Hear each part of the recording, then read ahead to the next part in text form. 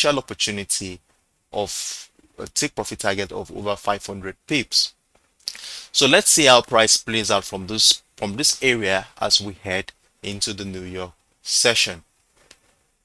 Now, moving on, we talked about the AUDJPY as well, and I think I have a similar situation on the AUDJPY, where we were expecting price to come into our key level at 93.500 area. That is, we were expecting price to come into this area before we saw the bullish momentum to the upside. But unfortunately, the way things were going since the beginning of the week, it doesn't show any sign that price wants to come back into the bullish trend line. So we continue to see price oscillating around here. Give me a moment. We saw price finding a high, a lower high, a higher low rather. Then we saw another higher low. Then I said, no, I think it's time for me to just take advantage of that move. So I took advantage of this move at this area first at 93.950 and another one at 94.229.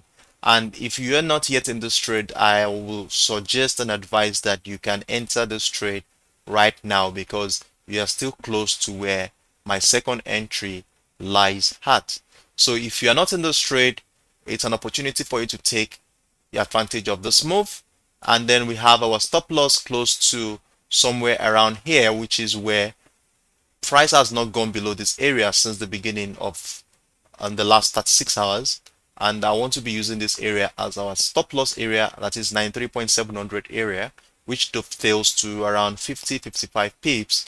Then we have our take profit target on the main time at 96 Japanese yen, which dovetails to about 200 pips to catch on this pair. So if you are not in, it's time to enter. You can enter the trade at this point. I think it's most appropriate to enter at this point, and let's see how price plays out during the New York session. I'm of the opinion that this trade might turn into a situation where we have multiple entries, as we have quite a lot of structures when we look left to play around with going into the New York session. So this is my perspective here on the AUDJPY, and I hope things work accordingly. And if it does, then 96 area remains our take profit target, at least for the meantime. And if we see price continue to the upside, then we will be looking out for opportunities to take advantage of that move to the upside. Now, moving on to which pair again did we talked about yesterday, the GBP card. Now, on the GBP card, I've been expecting a selling momentum since the beginning of the week.